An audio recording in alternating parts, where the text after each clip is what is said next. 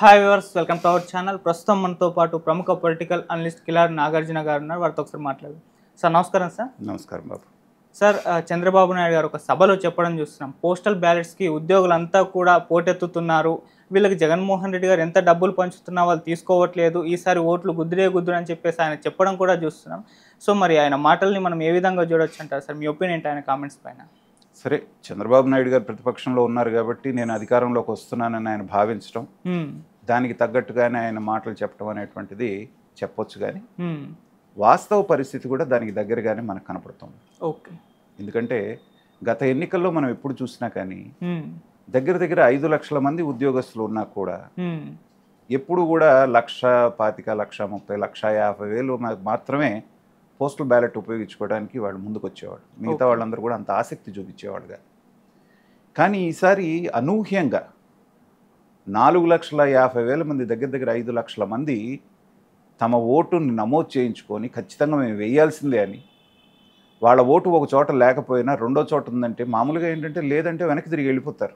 అది ఎక్కడుందో వెతుక్కుంటూ వెళ్ళి మాది లేదని ఫైట్ చేసి మరీ వేస్తున్నారంటే ఏంటంటే ఉద్యోగస్తుల్లో మారినటువంటి ఆలోచన విధానానికి ఇది మనకి ఒక ఇండికేషన్.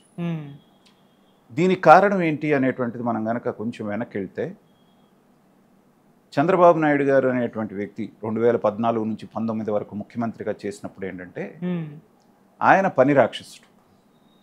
ఆయన 18 గంటలు పనిచేస్తాడు, ప్రజలందరూ కూడా 18 గంటలు పనిచేయాలి, అంటే ఉద్యోగస్తులు పనిచేయాలని కోరుకుంటాం అనేటువంటిది ఆయన నైజం. అయితే నాలాంటి వాడి దృష్టిలో అది సరైన పద్ధతి కాదు. ఎందుకంటే ఒక రాష్ట్ర ముఖ్యమంత్రిగా నువ్వు చేయగలవు, కానీ ఉద్యోగస్తులందరూ కూడా సమయం సందర్భం అంటే ఒక టైం లేకుండా రాత్రి 11 వరకు 12 వరకు కాన్ఫరెన్స్లకు అటెండ్ అయ్యి తర్వాత వాళ్ళు వెంటబడి చేజ్ చేసి ఇదేంటి అదేంటి అన్నప్పుడు ఏంటంటే వాళ్ళు బాగా పని ఒత్తిడికి లోనయ్యారు. చంద్రబాబు నాయుడు గారు వాళ్ళకి ఎన్ని ఫెసిలిటీస్ ఇచ్చినా, 43% ఫిట్మెంట్ ఇచ్చినా, తర్వాత 6 పని దినాలను 5 పని దినాలు చేసినా, హైదరాబాద్ నుంచి వెళ్ళే వాళ్ళ కోసం ప్రత్యేకమైనటువంటి రైలు వేసినా, తర్వాత ఎన్ని ఫెసిలిటీస్ కల్పించినా కూడా ఈయన మమ్మల్ని చంపేస్తున్నాడు, ఈయన మమ్మల్ని వేధిస్తున్నాడు అనేటువంటి ఫీలింగ్లోకి వెళ్ళి వాళ్ళందరూ కూడా వన్ సైడెడ్గా 2019 ఎలక్షన్లో జగన్మోహన్ రెడ్డి గారికి పనిచేయడం జరిగింది. జగన్మోహన్ రెడ్డి గారు యువకుడు, ఆయన ఏమంటున్నాడు, పోలీసులకు కూడా ఒక 10 దినం నేను రెస్ట్ ఇస్తాను, మిమ్మల్ని జాగ్రత్తగా చూసుకుంటాను, సిపిఎస్ రద్దు చేసి పారేస్తాను రాగానే వారం రోజులు, ఇలాంటి ప్రామిస్లన్నీ చేయడంతో ఏంటంటే కొంతమంది యూనియన్ లీడర్లు కూడా చెప్పారు, ఏమని మేము కుడి చేత్తో ఎడం చేత్తో కూడా గుద్ది జగన్మోహన్ రెడ్డి గారిని మేము అధికారంలోకి తెచ్చుకున్నాం అని చెప్పన్నారు. అది 100% వాస్తవం కూడా.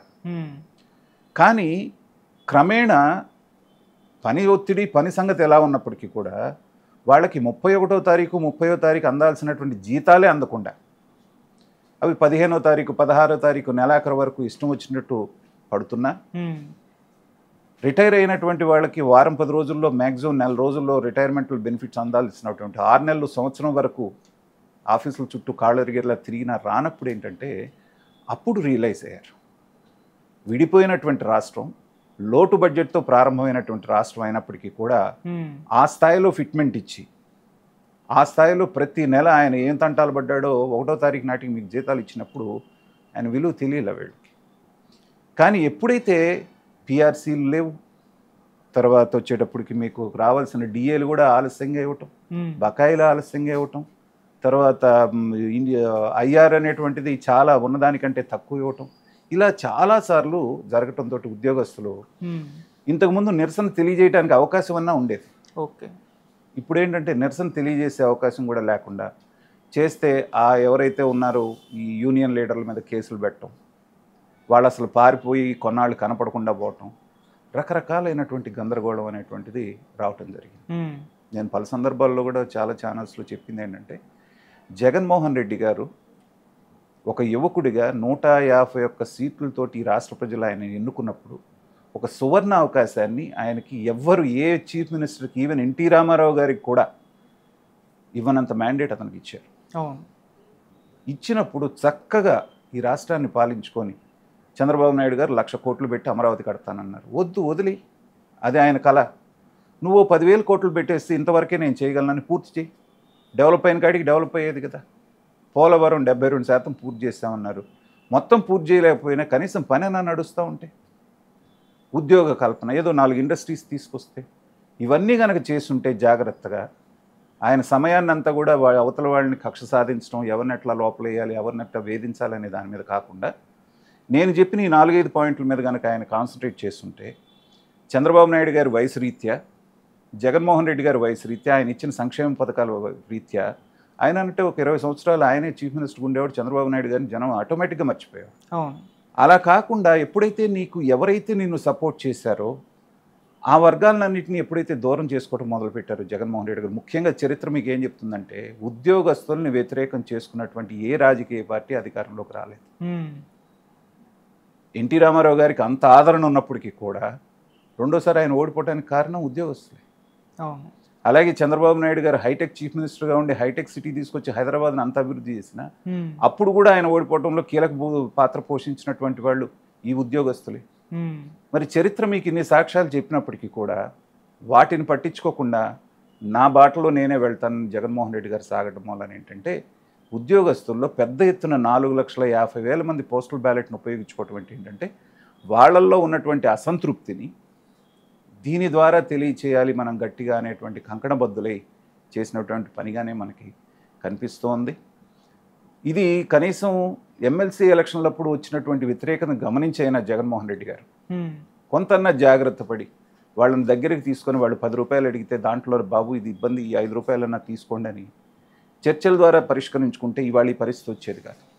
మొండిగా ఆయన ఒక్కసారి కూడా వాళ్ళతోటి యూనియన్ లీడర్తో మాట్లాడకుండా సకల శాఖ మంత్రి అని పేరున్నటువంటి సజ్జల రామకృష్ణారెడ్డి గారినో లేకపోతే బొత్స సత్యనారాయణ గారినో వీళ్ళందరినీ పంపించినప్పుడు ఏంటంటే ఎంతైనా ఎవరైతే అధినేత ఉన్నాడో ఆయనతో చెప్పుకున్నటువంటి దానికి సెకండ్ థర్డ్ ఉన్నటువంటి వాళ్ళతో చెప్పుకుంటామని వీళ్ళేంటి పోస్ట్ మ్యాన్ జాబ్ చేస్తారు, డెసిషన్ మేకర్స్ వీళ్ళు కాదు కదా.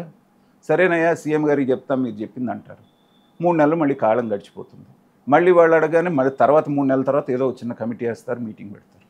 ఇలా పలు సందర్భాల్లో దాన్ని పోస్ట్ పోన్ చేసుకుంటూ వచ్చారు. కాబట్టి ఈసారి కనుక మనం మన నిరసన తెలియచేయకపోతే, ప్రభుత్వం అనేటువంటిది మారకపోతే మనకి వచ్చే జీతాలు కూడా రావనేటువంటి భావనలోకి చాలామంది వెళ్ళారు. చాలామంది విశ్లేషకులు చెప్తున్న కూడా ఏంటంటే 5 లక్షల మంది గవర్నమెంట్ ఉద్యోగస్తులు, మిగతా వాళ్ళందరూ కూడా అందరూ అసంఘటిత రంగం వాళ్ళని కనుక తీసుకున్నప్పటికంటే మనకి అంగన్వాడీ కానివ్వండి, వీళ్ళు ఆశా వర్కర్లు మొత్తం కలిపితే 10 లక్షల మంది దగ్గర ఉన్నారు. ఈ 10 లక్షల మంది ఉద్యోగస్తుల్లో మీకు 80% వ్యతిరేకంగా చేసిన 8 లక్షల మంది ఇంటూ 3-4 కుటుంబ సభ్యులతో కలుపుకుంటే ఎంత అయిపోతుంది? 5 లక్షల ఓట్లతో తేడాతోటి ప్రభుత్వం మారిపోయినటువంటి సందర్భాలు ఉన్నాయి. అలాంటప్పుడు 30-40 లక్షల ఓట్లు అంటే సామాన్యమైన విషయం కాదు కదా.